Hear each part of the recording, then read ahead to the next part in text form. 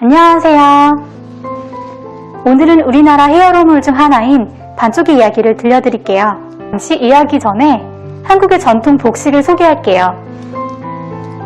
요건 두루마기예요. 한국식 코트입니다.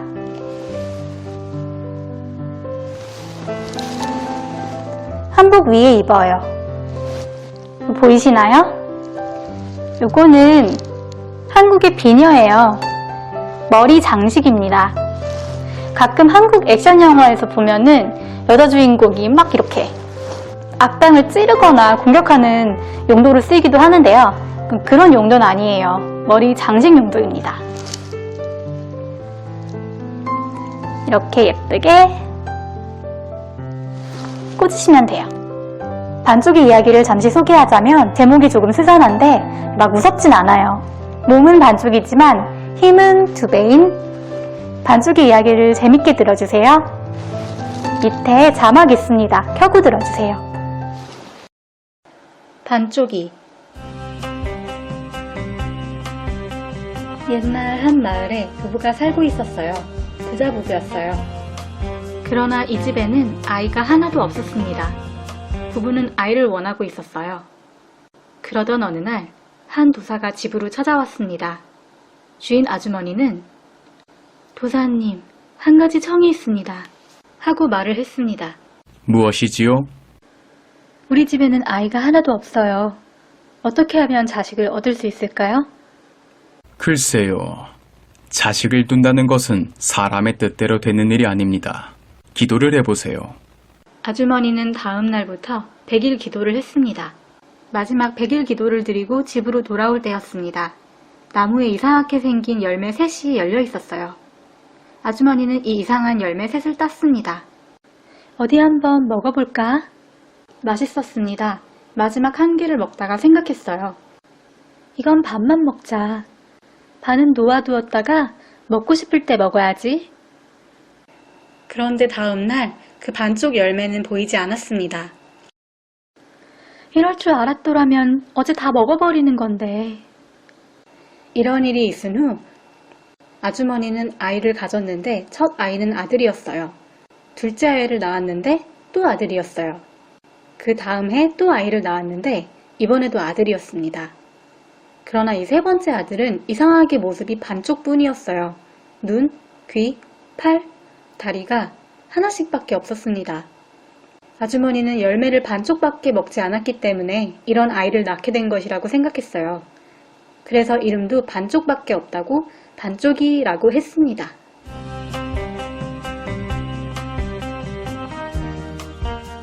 반쪽이는 위에 두 형들과 마찬가지로 밥도 잘 먹고 놀기도 잘해서 무럭무럭 자랐습니다. 반쪽이는 공부도 잘하고 형들에게 잘했습니다. 하지만 형들은 반쪽이를 미워했어요. 반쪽이와 같이 놀아주지도 않고 서당에도 같이 다니기를 싫어했습니다. 반쪽이! 반쪽이! 하고 놀려대는 아이들의 말이 듣기 싫었습니다. 어느 날 두 형이 몰래 남아서 끔찍한 생각을 했어요. 반쪽이가 없었으면 좋겠다. 그래, 나도야. 병신 동생 때문에 창피해서 못 살겠어. 우리 반쪽이를 없애버릴까? 첫째 형은 둘째 형의 귀에다 입을 대고 속삭였습니다. 의논이 끝난 첫째 형과 둘째 형이 반쪽이를 불렀어요. 반쪽이는 싱글벙글 웃으면서 달려왔습니다. 우리 놀러 갈까? 응, 좋아. 반쪽이는 무척 좋아하며 외발로 깡충깡충 뛰기까지 했어요. 오늘은 우물 파기 놀이다. 누가 우물을 깊게 파는지 내기하자. 좋아, 그러자. 반쪽이는 힘이 셌기 때문에 자신이 있었어요. 세 형제는 우물을 파기 시작했습니다. 반쪽이는 두 형들보다도 훨씬 빨리 그리고 깊이 팠습니다. 두 형들은 일부러 천천히 팠어요.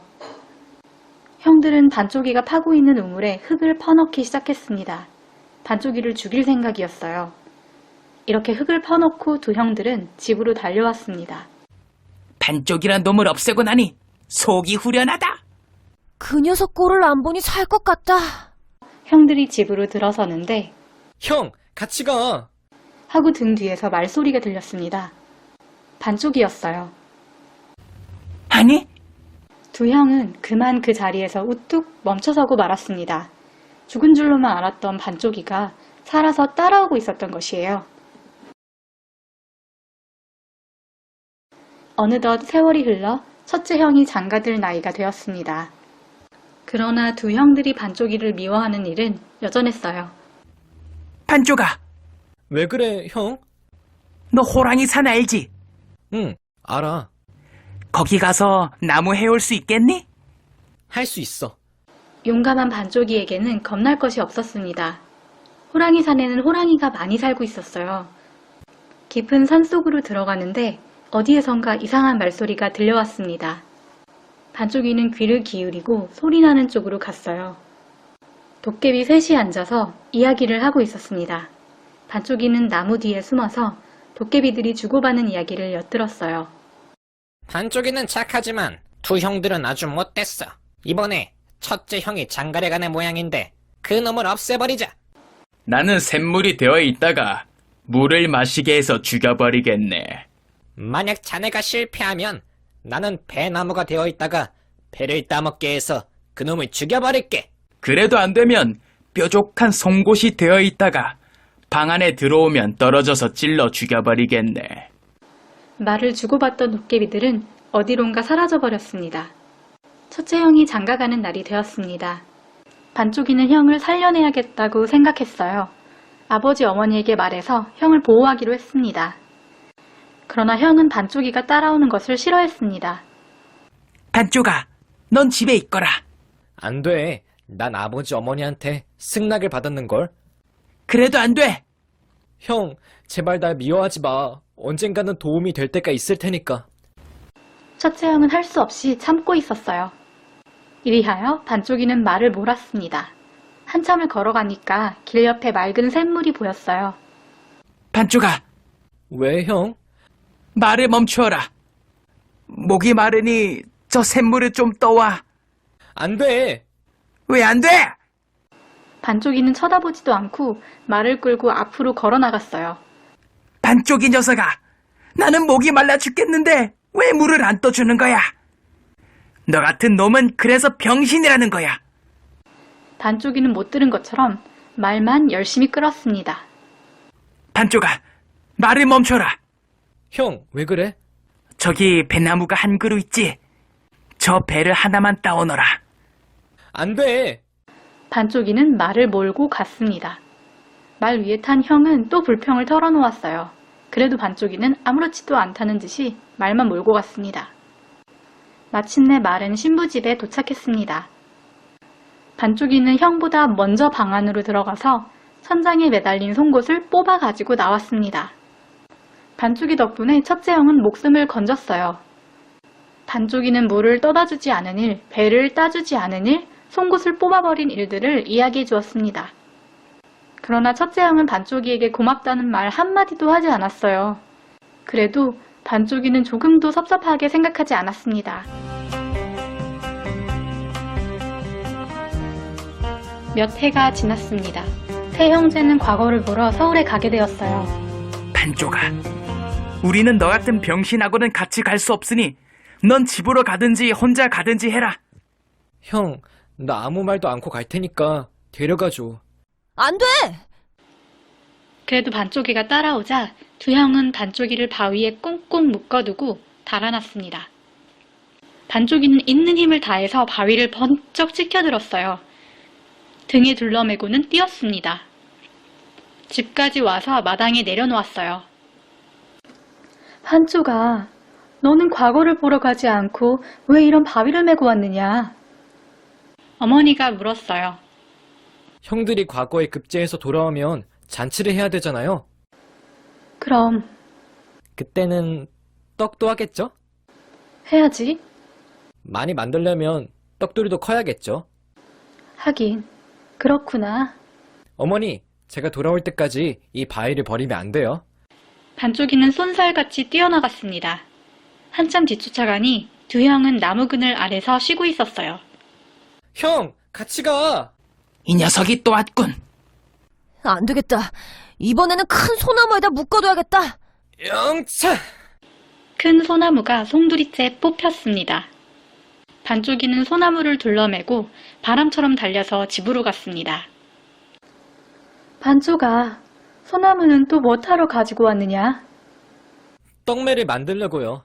반쪽이는 이 한마디를 남겨놓고 또 왔던 길을 향해서 뛰어갔습니다.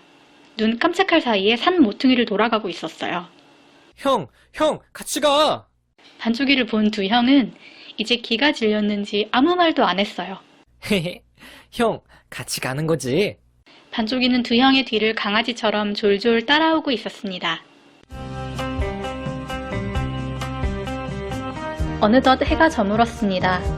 이제는 마을을 찾아서 하룻밤을 묵고 가야 해요. 그러나 아무리 찾아봐도 마을은 나타나지 않았습니다. 큰일 났구나. 어떡하면 좋지? 아, 배도 고프고. 형, 너무 걱정하지 마. 내가 어디 사람 사는 집이 있는지 찾아보고 올게. 반쪽이는 달려갔어요. 얼마 후 반쪽이가 헉헉거리면서 돌아왔어요. 형, 있어. 뭐가? 집이. 집이? 두 형은 반쪽이를 따라갔어요. 고개 하나를 넘어서자 불빛이 반짝이는 외딴 집이 눈에 들어왔습니다. 실례합니다. 주인 계십니까? 누구세요? 할머니가 나와 문을 열어주었어요. 예, 나그네입니다. 날이 저물어 하룻밤만 묵었으면 해서. 들어와요. 방은 누추하지만 잘 곳은 있어. 할머니는 친절하게 세 형제를 방으로 안냈습니다. 저녁밥은 먹었어? 예, 아직 먹지 못했습니다만. 그럼 방 안에서 기다려요. 내가 밥을 가지고 올 테니. 고맙습니다. 세 형제는 방 안에서 쉬고 있었어요. 얼마 후 할머니가 밥상을 들고 들어와서는 맛있게 드세요. 하고 나갔습니다. 그런데 막 두 형이 숟가락을 들 때였어요. 잠깐만! 왜 그래? 먹어서는 안 돼. 밥은 사람의 고기요. 간장은 사람의 핏물이라고.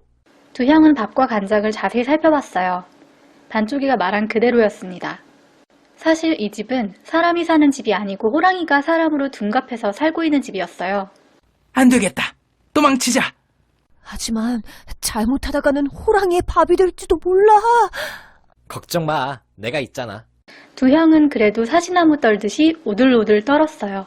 한밤중이 되었습니다. 할머니와 호랑이들이 말하는 소리가 들렸어요. 그래, 몇 놈이나 잡았느냐? 참 재수가 없어요. 오늘은 한 놈도 잡지 못했어요. 나는 2놈 반이나 잡아두었어. 그 놈들 어디 있어요? 방 안에 있다. 그럼 잡아와서 먹어야겠어요. 호랑이 한 마리가 문을 따고 들어왔습니다. 이때 반쪽이의 무쇠 같은 주먹이 호랑이의 콧잔등에 날아왔어요. 하는 소리와 함께 집채만한 호랑이가 뒤로 벌렁 나동그라졌습니다. 호랑이들이 차례로 뛰어 들어왔어요. 그때마다 반쪽이의 무쇠 주먹이 날아갔습니다. 퍽! 퍽! 하는 소리가 나며 호랑이들은 차례로 비명을 지르며 쓰러졌어요. 할머니는 호랑이로 변해서 반쪽이를 노려봤습니다. 어흥! 이놈, 내 솜씨를 보여주겠다. 날카로운 발톱으로 반쪽이를 핥혔어요. 순간 반쪽이는 잽싸게 몸을 날려서 위기에서 벗어났습니다. 퍽! 하는 소리가 났습니다. 마당에는 늙은 호랑이가 쓰러져서 파르르 떨고 있었어요. 자, 됐어. 형들은 어서 서울로 가서 과거에 급제해가지고 와. 반쪽이는 이렇게 말하고 집으로 발길을 돌렸습니다. 그 후 두 형은 반쪽이 덕분에 생명을 건져서 과거에 급제한 것을 고맙게 생각했고 반쪽이는 나라를 지키는 일을 하게 되었습니다. 히어로물을 보면 속이 시원해지는 기분이 들어요. 역경을 극복해가는 과정을 보면서 통쾌하잖아요. 사람의 인생이 항상 좋을 수도 항상 나쁠 수도 없어요. 좋을 때는 마음껏 행복해 하시고 누리시고 힘들 때는 한번 버텨봅시다. 다음에는 반쪽이 영문판을 소개할게요.